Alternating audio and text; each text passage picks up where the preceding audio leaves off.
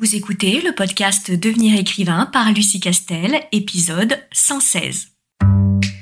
Bienvenue sur Devenir écrivain, le podcast pour démarrer et réussir votre carrière d'écrivain. Et maintenant, retrouvez votre animatrice Lucie Castel, autrice publiée à l'international, formatrice et conférencière.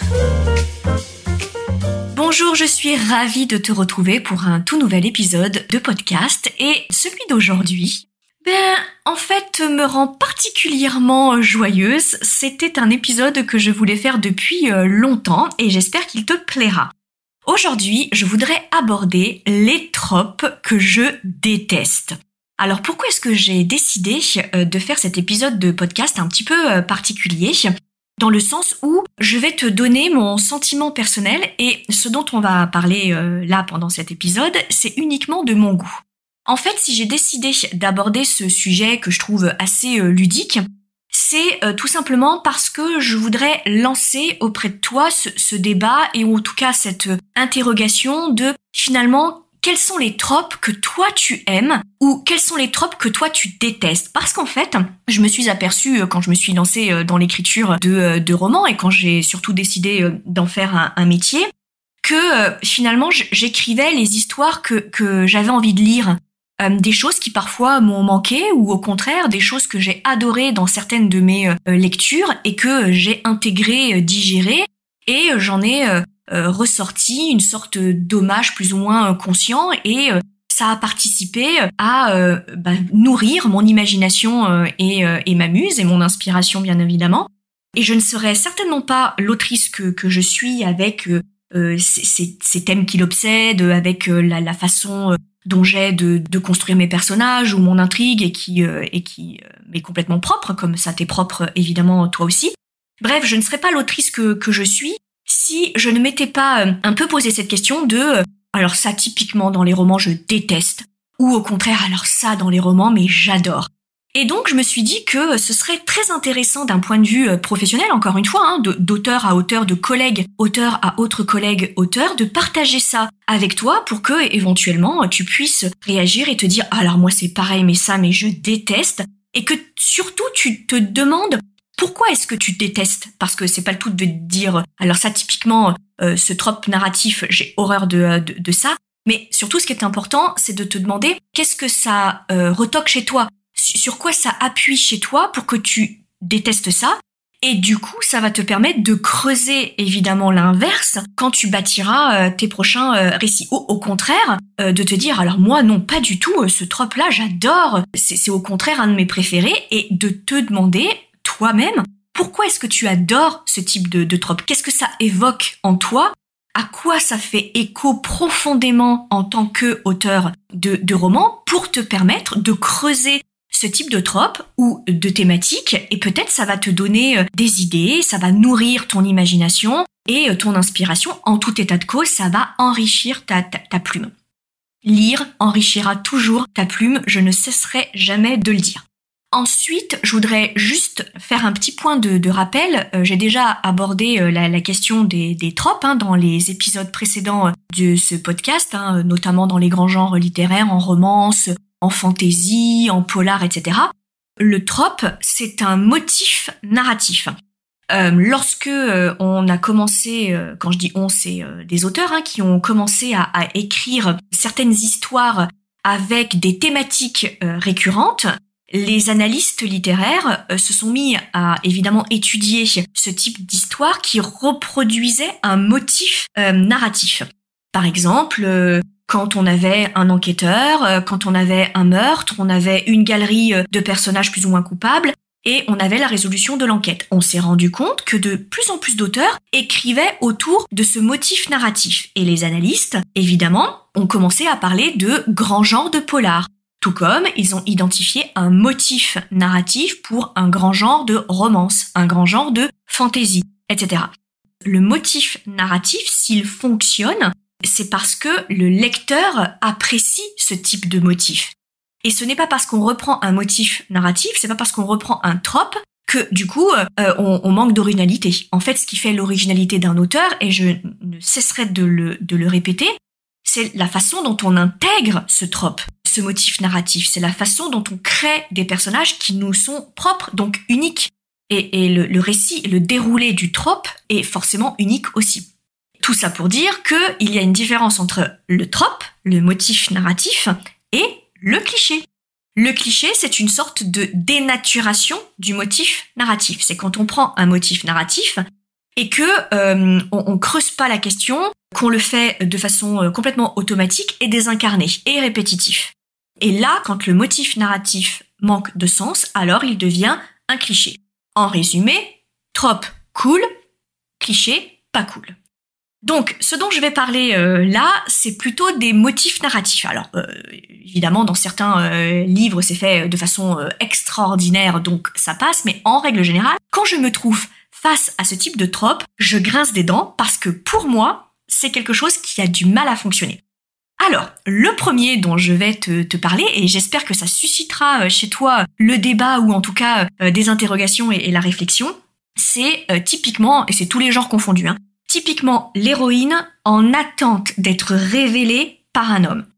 Alors, c'est un trope, bien sûr, qui me hérisse le poil parce que je pense que tu t'en es peut-être rendu compte si tu écoutes mes podcasts ou si tu as assisté à mes masterclass. Je suis féministe. En tant que juriste en plus, je milite depuis des années pour l'égalité des droits hommes-femmes, pas que, mais sur la question du féminisme homme-femme et surtout sur la déconnexion complète de la question de la nature de nos organes reproducteurs par rapport à un certain nombre d'accès à des droits que je pourrais avoir ou pas selon la nature de mes organes reproducteurs.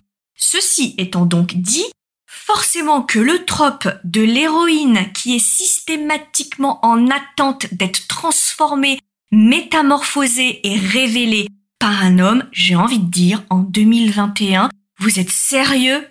Voilà. Il y a tellement d'autres choses à faire que ce trope qui pouvait s'expliquer à une époque où effectivement la femme n'avait ni les moyens éducatifs, ni les moyens sociaux pour avoir des espérances pour elle-même, pour avoir des objectifs de vie et pour avoir une certaine ambition sociale, économique et tout ce qui s'ensuit. Donc là, évidemment, quand elle avait la chance de tomber sur un Pygmalion, c'était magnifique pour elle parce que sans ce Pygmalion, elle pouvait difficilement se révéler. Mais à une époque où on est dans un contexte qui permet cette ambition sociale, économique, émotionnelle, cette indépendance qui peut aller avec, et particulièrement dans les fictions où on a moins d'entraves que malheureusement dans la société qui nous entrave encore beaucoup, bien entendu.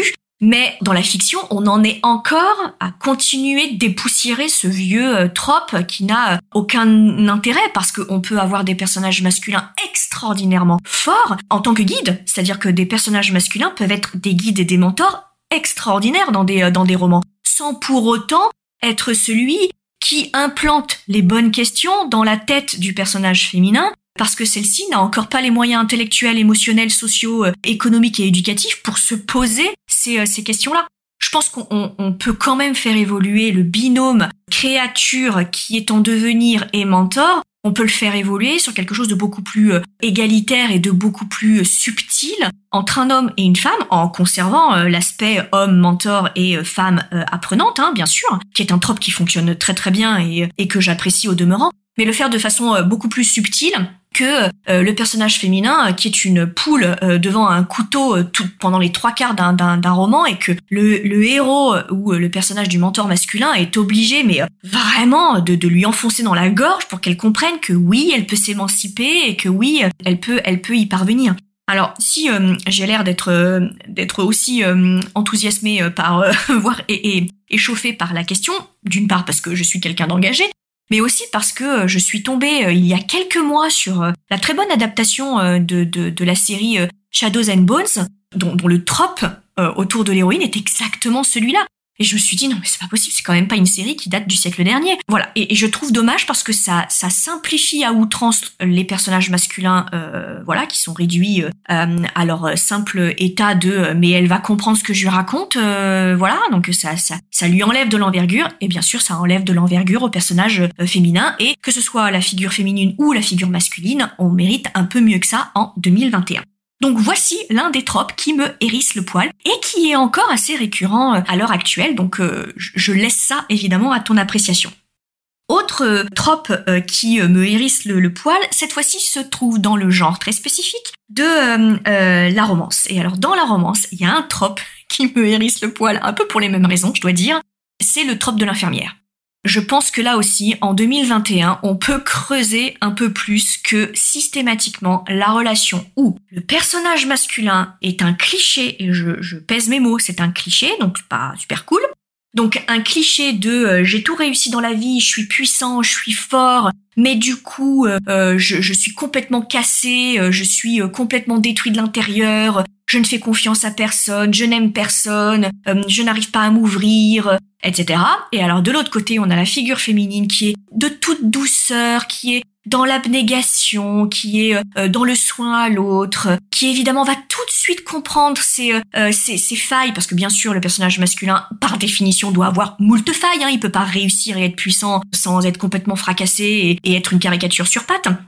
Mais donc le personnage féminin va tout de suite prendre pour elle ses failles et va tout de suite avoir pour mission de le sauver et d'en faire quelqu'un de meilleur. Et évidemment, il va devenir quelqu'un de meilleur parce qu'elle l'aura soigné et il lui en sera tellement reconnaissant qu'il va finir avec elle. Voilà. C'est souvent décrit comme ça. Alors quand c'est fait de façon subtile, c'est très bien fait. Mais moi, je pense que ce qui fonctionne très bien dans ce type de trope, c'est l'alternance. C'est-à-dire que les deux personnages ont tous les deux chacun des failles et du coup, lorsqu'ils se rencontrent, leur rencontre transcende leurs failles respectives et les soigne mutuellement. Il y en a pas un qui est complètement cassé et qui a pas conscience de devoir être sauvé et l'autre qui, par abnégation, parce que vraiment elle est dans le soin à l'autre et voilà, elle veut absolument le sauver. Et je trouve que c'est en fait abîmer un peu les deux personnages qui auraient tellement plus de force et de puissance et de subtilité si les deux s'apportaient mutuellement quelque chose et que le héros soit pas systématiquement dans la relation parce qu'il est reconnaissant, parce qu'elle l'a vu tel qu'il était, elle lui a détecté les failles et voilà. Bon Dieu qu'il aille faire une séance chez un psy et il la paye et on n'en parle plus. Mais voilà, très clairement. Bref, je m'emballe un peu, mais voilà le genre de trope qui me gonfle un petit peu et qui me hérisse le poil. C'est peut-être pas du tout ton cas, hein, auquel cas évidemment je t'encourage à réagir et à débattre, hein, c'est tout le but de cet épisode. Autre trope qui me hérisse le poil, particulièrement parce que je suis autrice de polar, c'est l'archétype, le cliché plutôt, parce que souvent c'est mal fait, le cliché du flic ou de l'enquêteur torturé, traumatisé, au bout de sa vie, voilà, et sur lequel tombe une ultime enquête. Et cette enquête-là, ça va être soit sa rédemption, soit il va passer toute l'enquête à être un coup sur deux défoncé, alcoolique, voilà. Et ça, c'est quelque chose qui, ces dernières années, a eu tendance à se surmultiplier. Je pense que c'est lié à un phénomène de mode. Hein. Il y a eu quelques best-sellers qui avaient ce type de trope et qui le faisaient très bien, d'ailleurs, avec beaucoup de subtilité. Et du coup, comme c'est souvent le cas quand on a un best-seller ou un buzz ou une success story sur une histoire, on a tendance, quand je dis on, c'est souvent les éditeurs, hein, poussent un peu pour multiplier les avatars de ce type d'histoire pour s'engouffrer dans le phénomène de mode. Et là, du coup, on a vu se multiplier ce type de personnage de l'enquêteur au bout de sa vie, au bout du rouleau, qui est divorcé 50 fois, qui voit plus ses enfants, qui est alcoolique, qui est drogué, qui arrive pas à tenir une seule relation, et il est d'une seule couleur en fait. Et le problème quand on a un caractère qui est d'une seule couleur, c'est un caractère de personnage qui est unidimensionnel. Et si tu es auditeur, auditrice de ce podcast, tu sais que ce qu'il faut absolument éviter, c'est d'avoir un personnage unidimensionnel. Parce que ça finit par gonfler et ça finit par devenir artificiel et mécanique. Et quelqu'un qui est d'une seule couleur, c'est quelqu'un qui est profondément ennuyeux parce qu'on sait tout de suite comment il va réagir puisqu'il est d'une seule couleur. Et moi, c'est ce que j'appelle le syndrome Batman. Bon, c'est pas un secret, si tu me suis un peu sur les réseaux sociaux, je t'encourage à le faire. Vraiment, le personnage de Batman, pas l'univers, mais le personnage de Batman est un de mes personnages, mais vraiment le plus détestable, parce que il est d'une seule couleur. Et à un moment, on s'ennuie parce qu'il est ultra prévisible. On sait évidemment comment il va voir le monde en noir, comment il va s'habiller en noir, comment il va parler aux personnes de façon complètement désabusée. Voilà, de toute façon, il voit le verre à moitié vide continuellement, donc il n'y a pas de surprise avec ce type de personnage. Et c'est le problème de ce type d'enquêteurs, je trouve, c'est qu'ils sont souvent unidimensionnels. Et du coup, ça plombe un peu le récit. Pour moi, en tout cas, je trouve beaucoup plus intéressant d'avoir un personnage qui a l'air d'être tout à fait équilibré. Et au fur et à mesure de l'enquête, on se rend compte qu'il a de sacrées valises. Ou au contraire, un personnage qui démarrait avec d'énormes casseroles au bout de sa vie, alors qu'en fait, il se découvre des ressources solaires, lumineuses, etc. Je trouve ça beaucoup plus intéressant. Autre trope qui m'agace et qui là aussi frappe beaucoup de gens, c'est l'antagoniste omniscient, omniprésent, tout ce qu'on veut. C'est-à-dire qu'on a un antagoniste, alors généralement c'est le psychopathe. Alors le psychopathe, c'est une façon du coup de donner des faux super pouvoirs à un antagoniste, super intelligent, qui a tout prévu, qui a tout anticipé, qui a des moyens de fou, qui a 15 longueurs d'avance, et qui fait tout ça. On sait pas trop pourquoi, parce qu'il dépense beaucoup d'énergie, beaucoup d'argent à faire tout ça, mais quand on n'est pas trop sûr de ses motivations, psychopathe. Et alors le psychopathe, c'est le patch pour, on va pas trop creuser ses motivations, si ce n'est, il est psychopathe. Donc voilà. Et ça, c'est quelque chose qui a tendance à me hérisser le poil parce que je trouve que c'est trop facile. Du coup, et surtout, c'est pas crédible parce que d'un côté, on a un héros qui la plupart du temps rame à mort. Il est largué les 3/4 du roman avec un antagoniste qui est ultra intelligent, qui est méga futé, qui a tout prévu, qui a 15 longueurs d'avance, qui a tout fait, tout vu, tout machin, tout truc. Et on arrive à la fin, et là il perd.